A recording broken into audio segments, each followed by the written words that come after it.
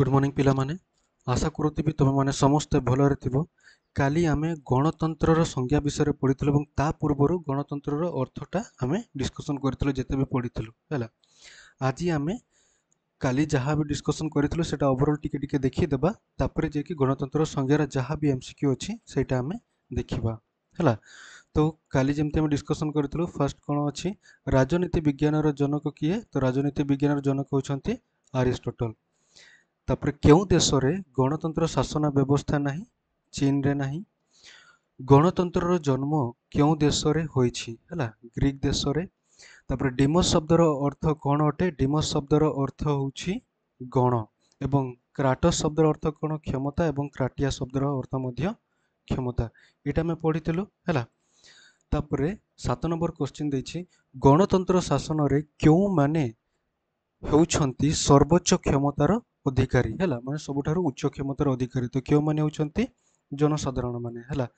तापर आज आमे देखिबा तमरो जेते भी संज्ञार जेते भी शॉर्ट क्वेश्चन अछि से सब विषय में देखिबा हैला।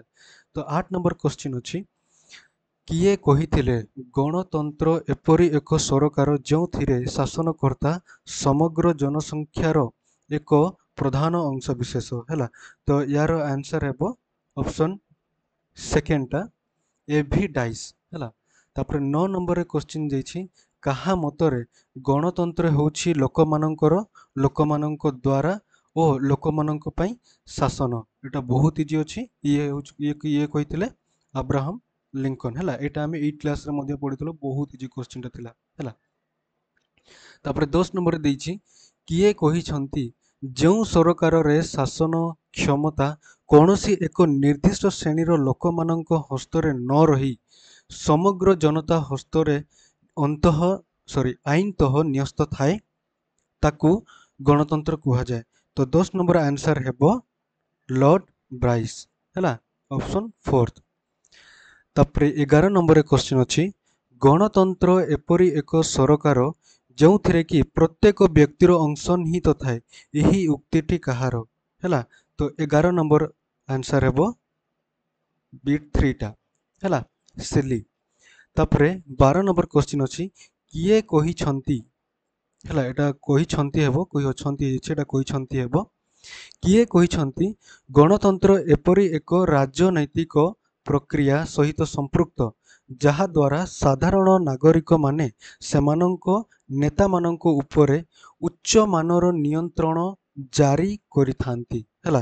तो 12 नंबर आंसर हेबो रॉबर्ट डाल हैला। तापरे लास्ट क्वेश्चन देछि गणतंत्र एक सरकार जोथिरे राष्ट्रर समग्र जनता सार्वभौम क्षमतार अधिकारी अटंती यही उक्तिटी कहार हैला। तो लास्ट नंबर आंसर होछि गेटेल हैला।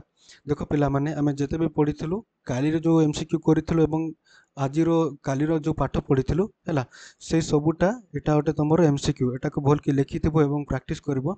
नेक्स्ट वीडियो रे आज आमे 10टा रे आसी जबो तमरो वीडियोटा हैला सेटु तमे नेक्स्ट तमर जहा पे पाठ अछि सेटा देखि नबो हैला।